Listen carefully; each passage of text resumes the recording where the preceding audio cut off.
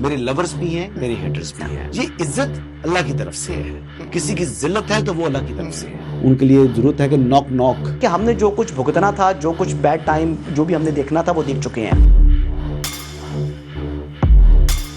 حسن ایوب خان کے تمام دیکھنے والوں کو السلام علیکم. ناظرین، ملٹیپل سٹوریز ہیں، لیکن سب سے پہلے بات کرتے ہیں کہ آپ کو یاد ہوگا کہ چند دن پہلے ہم نے ولاگ کیا تھا جس کے اندر ہیومن پلاسنٹا سے متعلق بات کی تھی کہ انسانی اعضا جو ہے وہ برآمد ہوئے ہیں F71 سے اور E11 سے. اب FIA جو کہ اسلام آباد زون ہے وہ اس معاملے کے اوپر تحقیقات کر رہا تھا، تو اب مزید چیزیں کھل کر سامنے آئی ہیں. اچھا، یہ بیسکلی اینٹی ایجنگ انجیکشنز بنانے کے لیے یہ ہیومن پلاسنٹا استعمال ہو رہا تھا. اس کے لیے یعنی میں یہ بتا دوں کہ آلریڈی جو ہالی ووڈ کے سیلیبریٹیز ہیں وہ ان کو مسلسل استعمال کر رہے تھے، اور اس وجہ سے یہ جو انجیکشنز ہیں یہ بڑے قیمتی ہو چکے ہیں. پاکستانی قیمت اس کی بتائی جا رہی ہے کہ 7 لاکھ روپے ہے. اب دوران جو تفتیش ہے یہ پتہ لگا کہ اس میں مزید جو ہے وہ لاہور، پشاور، راولپنڈی میں مزید جو سمگلنگ ہو رہی تھی اس کی نشاندہی ہو چکی ہے. اور جن ہاسپٹل سے یہ یعنی لیے جا رہے تھے، ویسٹ مینجمنٹ کی جو کمپنیز جو مختلف ہاسپٹلس کے اندر آپریٹ کر رہی تھی، وہاں سے یہ ہیومن پلاسنٹا لیا جا رہا تھا. تو ایک مطلب FIA نے جو ویتنام جانے والی تقریباً 100 کلو وزنی پلاسنٹا کی جو کنسائنمنٹ ہے اس کو روک لیا ہے، اور بیسکلی کسٹم حکام کے ملوث ہونے کی بھی تحقیقات FIA نے شروع کر دی ہیں. تو یہ امپورٹنٹ خبر تھی جی. یہ ہیومن پلاسنٹا جو ہے وہ جس طریقے سے سمگل ہو رہا تھا، یہاں سے جا رہا تھا، یہ وہ چیز تھی جو کہ غیر قانونی طور کے اوپر سرکار کی ناک کے نیچے آپریٹ ہو رہی تھی، جس کو FIA نے بہترین انداز میں جو ہے وہ نہ صرف پکڑا بلکہ اس میں مزید تفتیش میں وہ آگے بڑھ رہے ہیں. تو اسلام آباد زون کہ جو FIA کے ڈائریکٹر ہیں شہزاد بخاری، وہ یقینی طور پر اس میں یعنی تعریف کے مستحق ہیں. آگے بڑھتے ہیں جی. پاکستانی پیپلز پارٹی نے جی آزاد جموں کشمیر میں بھرپور انتخابی مہم چلانے کا فیصلہ کر لیا ہے، اور بلاول بھٹو زرداری جو ہے وہ متعدد جلسے کریں گے.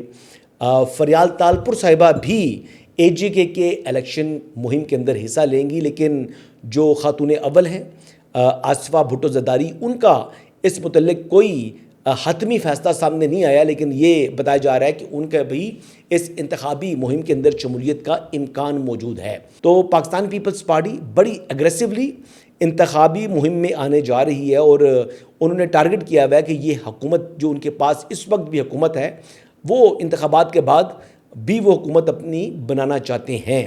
لیکن آزاد کشمیر میں صورتحال تھوڑی سی انٹرسٹنگلی مختلف ہو رہی ہے، کیونکہ مسلم لیگ نواز اور پیپلز پارٹی کے ایک رکن نے، جو ان کے امیدوار تھے، نامزد امیدوار تھے، انہوں نے اپنی جماعتوں کو چھوڑ کر استحکام پاکستان پارٹی میں شمولیت اختیار کر چکے ہیں. معاملہ یہاں نہیں رکتا جی. سردار تنویر الیاس صاحب کو، جن کو ٹکٹ نہیں ملا تھا، جو کہ سابق وزیر اعظم ہیں، اور پھر ان کو ڈی سیٹ کر دیا تھا عدالت نے، وہ دوبارہ پھر میدان میں آ رہے ہیں، لیکن اس مرتبہ پیپلز پارٹی نے ان کو ٹکٹ جاری نہیں کیا، اور اب وہ استحکام پاکستان پارٹی میں شمولیت کرنے جا رہے ہیں.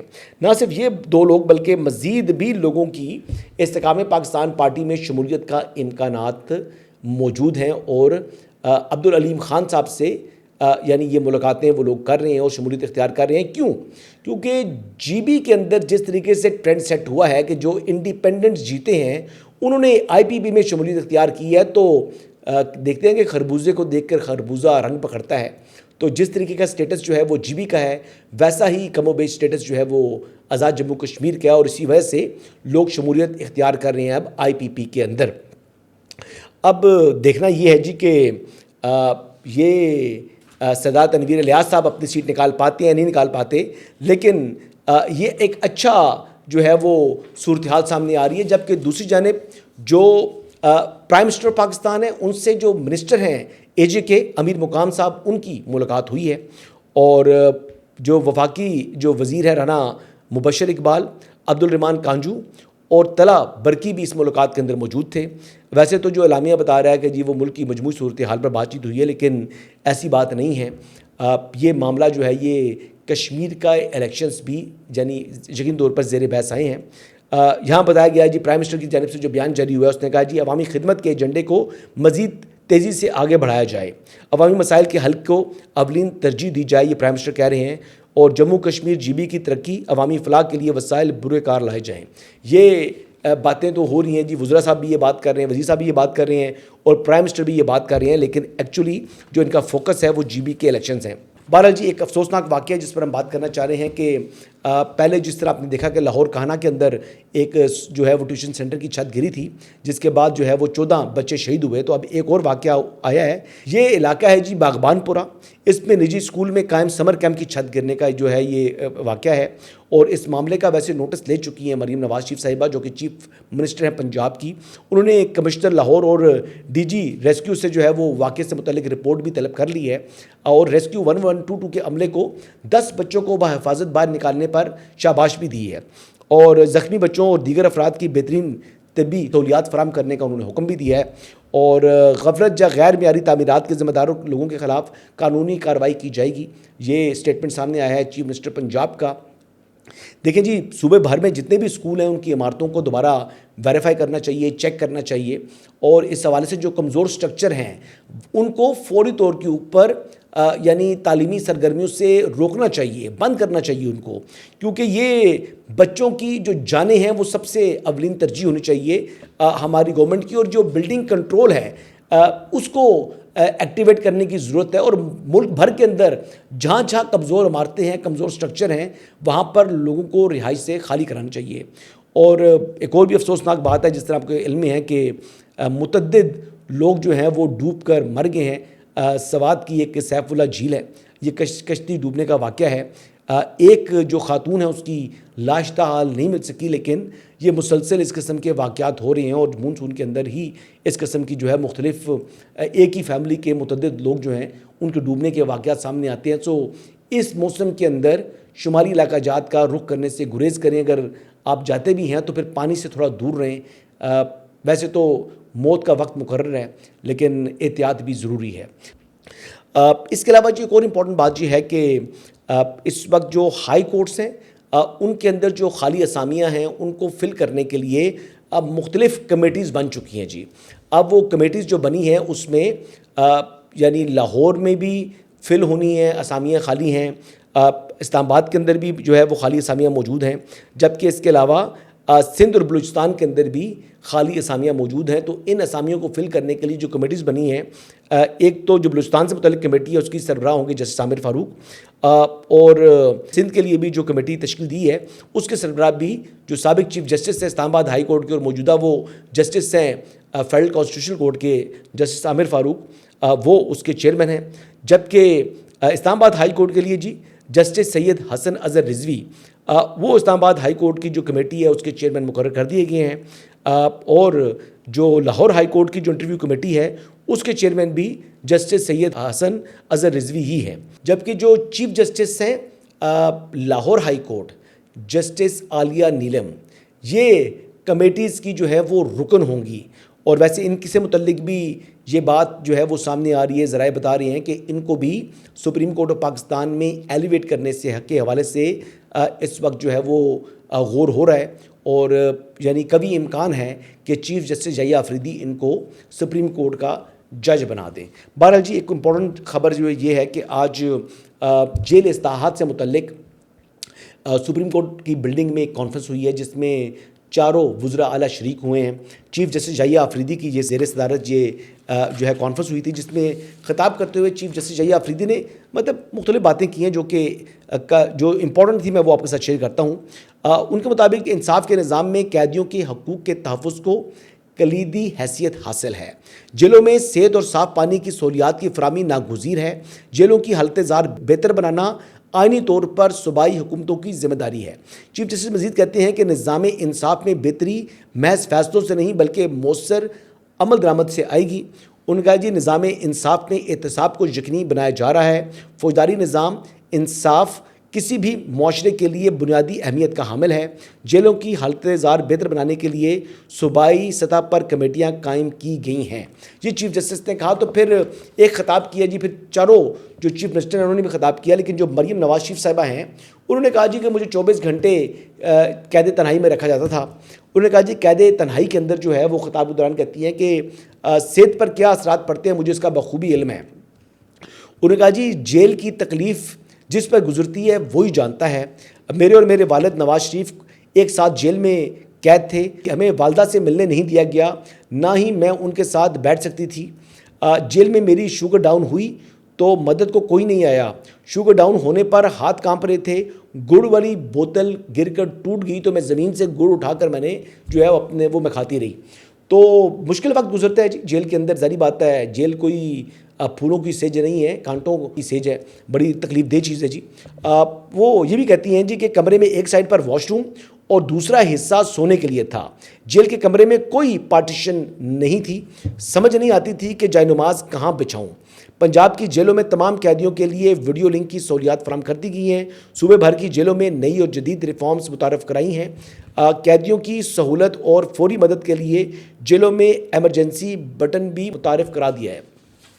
ویسے جیلوں کے حوالے سے میں بتاؤں تو پنجاب کے اندر پہلے بھی بڑی ریفارمز کی ہیں، جو عمران خان صاحب کے دور میں بقول فیض الحسن چوہان صاحب کے، انہوں نے کہا جی کہ بطور وزیر جیل خانہ جات کہتے ہیں جی میرا نام سنہری حروف سے لکھا جانا چاہیے۔ بہرحال جی وزیر اعلیٰ سہیل آفریدی نے بھی ایک تاریخی خطاب کیا جی، وہ اس کی تو باتیں کی ہوں گی انہوں نے، لیکن جو مین بات کی ہے وہ بانی بانی بانی بانی بانی بانی کرتے رہے ہیں۔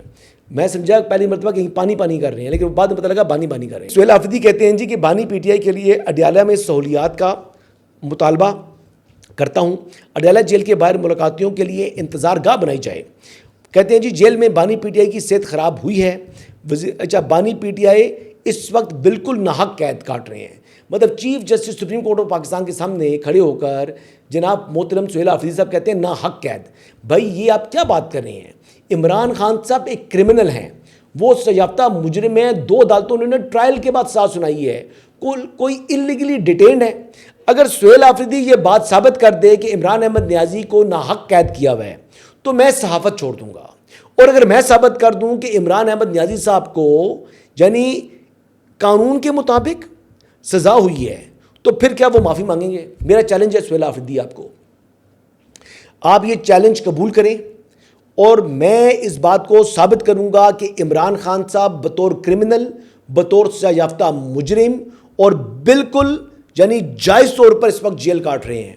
آپ جوڈیشل فورم کے اوپر بھی آ کر یا جہاں پر اصلاحات ہو رہی ہوں، جہاں پر ایک اوور آل پالیسی کی بات ہو رہی ہو، وہاں پر بھی آپ بانی شروع کر دیتے ہیں۔ مطلب آپ عجیب بات کرتے ہیں، اور ابھی آپ کہتے ہیں ناحق قید ہیں۔ میں چیلنج کرتا ہوں سہیل آفریدی صاحب کو یا پوری تحریک انصاف کو، وہ یہ ثابت کر دیں کہ ناحق قید ہیں۔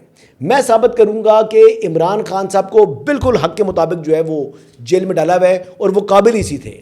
جو کرمنل ہو، جس نے جرم کیا ہو، اس کو سزا ملنی چاہیے۔ کوئی لیڈر بڑا ہے چھوٹا ہے، قانون کی نگاہ میں مجرم ہے، اگر وہ مجرم ہے، جرم ثابت ہو رہا ہے تو سزا ملنی چاہیے۔ وہ چیف جسٹس کے سامنے کھڑے ہو کے کہتے ہیں جی کہ بانی کے ویژن کے تحت کے پی کی جیلوں میں قیدیوں کو سہولیات دے رہے ہیں۔ اب ایک کرمنل کے ویژن کیسا ہوگا، اس کے مطابق وہ سہولیات دے رہے ہیں۔ بہرحال جی میں اب کیا کہہ سکتا ہوں، لیکن ایک بات انہوں نے کی جی کہ جمہوریت میں جو ہے جلسوں کا حق ہوتا ہے، ہم جب جلسے کرتے ہیں تو ہمارے خلاف FIRs کا اندراج ہو جاتا ہے۔ اور وہ کہتے ہیں جی کہ جیل اصلاحات کا جو آغاز ہے وہ اڈیالہ سے ہونا چاہیے۔ اب خطاب سنیں وزیر اعلیٰ سہیل آفریدی صاحب کا، اور پھر سوچیں کہ وہ اپنے صوبے کے لیے یا اس ملک کے لیے کیا کریں گے۔ وہ ایک شخص کی ذات سے باہر نہیں نکلتے، لیکن میں آپ کو یہ بتاؤں کہ سب کے سب جو ہے نا وہ سوشل میڈیا کی ایپیٹائٹ تھی، حقیقت میں وہ بھی خوش ہیں کہ عمران خان جیل میں پڑا ہوا ہے۔ اور میں یہ بھی بتا سکتا ہوں کہ عمران خان صاحب کے جیل میں ہونے کا سب سے زیادہ جو بینیفیشری ہیں وہ سہیل آفریدی صاحب ہیں، کیونکہ charter of demand Imran Khan صاحب کا آتا ہے، وہ اللہ ہی پورا کرے، کسی انسان کے پورا کرنے کی جو ہے نا وہ حیثیت نہیں ہوتی۔ وہ ساری زندگی جناب وہ لوگوں کے جو ہے وہ جیب کے اوپر جو ہے وہ انہوں نے عیاشی کی ہے، اور ڈیمانڈز ان کی کبھی ختم نہیں ہوتی۔ بہرحال جی آگے بڑھتے ہیں۔ اس میں امپورٹنٹ بات جو ہے جو ہمارے چیف منسٹر ہیں بلوچستان جی، ان کی بھی بات میں ذرا تیزی سے سنا دوں آپ کو۔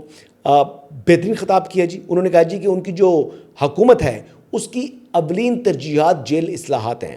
انہوں نے کہا کہ قیدیوں کی بحالی کے لیے عملی اقدامات کیے جا رہے ہیں، جیلوں کی سیکیورٹی پر خصوصی توجہ دی جا رہی ہے، جیلوں میں قیدیوں کو جدید خطوط پر مختلف ہنر سکھانے کا پروگرام شروع کر دیے ہیں، اور بلوچستان کی جیلوں میں جگہ کی کمی کے باعث نئی جیلیں بنا رہے ہیں۔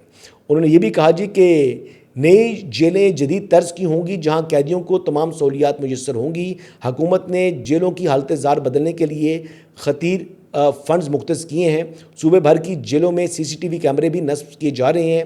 جیل اصلاحات کمیٹی کی سفارشات پر مکمل طور پر عمل درآمد کیا جائے گا۔ تو یہ امپورٹنٹ بات ہے۔ باقی میں نے مراد علی شاہ صاحب کا مجھے مل نہیں سکا بیان، اور میں سن بھی نہیں سکا، تو اس کے لیے معذرت، ان کو بھی شامل کرنا چاہیے تھا لیکن نہیں ہے۔ امپورٹنٹ بات یہ ہے جی کہ اینڈ میں کہ سعودی عرب اور پاکستان کے درمیان جو سیکیورٹی تعاون ہے اس کو مزید مضبوط بنانے پر اتفاق کیا ہے۔ جو سعودی عرب کے وزیر داخلہ ہیں عبدالعزیز بن سعود، ان کی محسن نقوی صاحب سے ملاقات ہوئی ہے، اور اس میں جو معاہدہ ہوا ہے وہ وزیر داخلہ جو سعودیہ کے ہیں انہوں نے ایکس کے اوپر اس کو پوسٹ کر دی ہے، شیئر کر دی ہے، اور بیسیکلی دونوں ممالک نے سیکیورٹی کے شعبے میں تعاون بڑھانے کے عزم کا اعادہ کیا ہے۔ پاکستان اور سعودی عرب کے درمیان سیکیورٹی تعاون کی مفاہمتی یادداشت پر بھی دستخط، MOU پر دستخط دونوں ممالک کے اسٹریٹجک شراکت داری کا مظہر قرار، اور معاہدہ برادر ممالک کے مضبوط درینہ تعلقات کی عکاسی کرتا ہے، یہ کہنا ہے جی سعودی وزیر داخلہ کا۔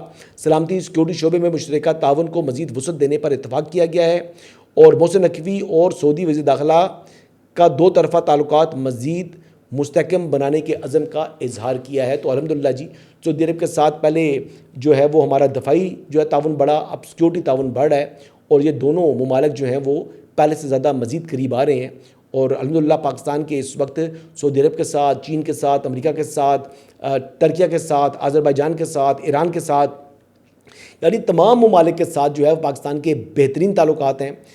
دو ممالک جی مائنس کر دیں، ایک ہندوستان اور دوسرا افغانستان، یہ دو ممالک ایسے ہیں جن کے ساتھ پاکستان کے تعلقات اچھے نہیں ہیں۔ انڈیا کے اندر جو ہے تعلقات اچھے نہ ہونے کی بنیادی وجہ یہ ہے کہ انڈیا نے یعنی آج تک انڈیا آزاد نہیں ہے۔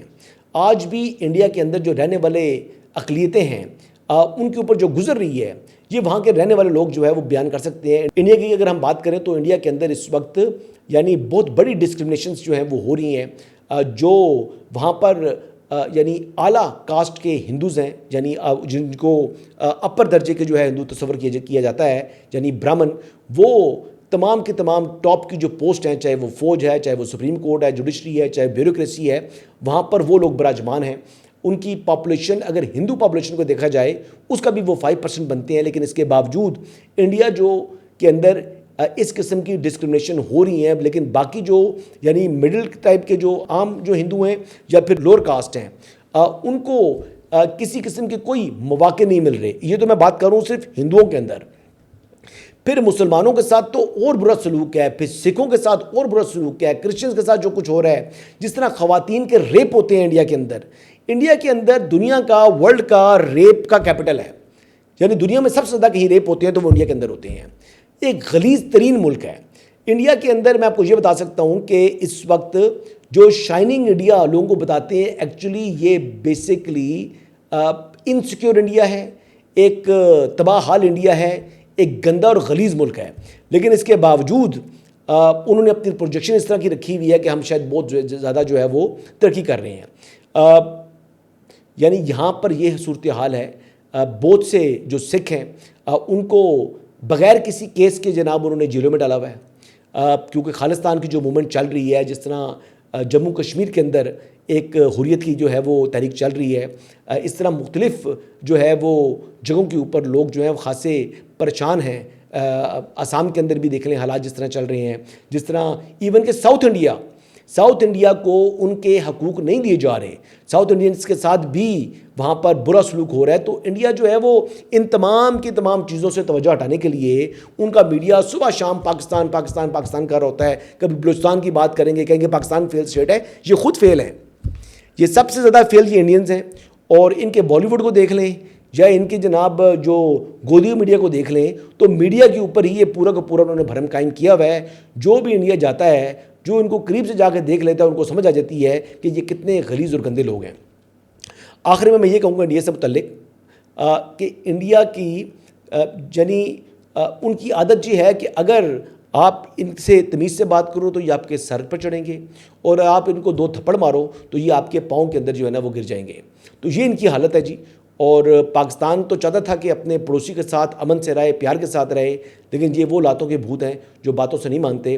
تو ان کے ساتھ جیسا رویہ ہونا چاہیے، یعنی ان کو تھپڑ مارنے چاہیے، وہی پاکستان مارتا رہے، تبھی یہ اوقات میں رہیں گے. انہی الفاظ کے ساتھ جی اجازت چاہوں گا. کل دوبارہ آپ سے ملاقات ہوگی. اللہ حافظ.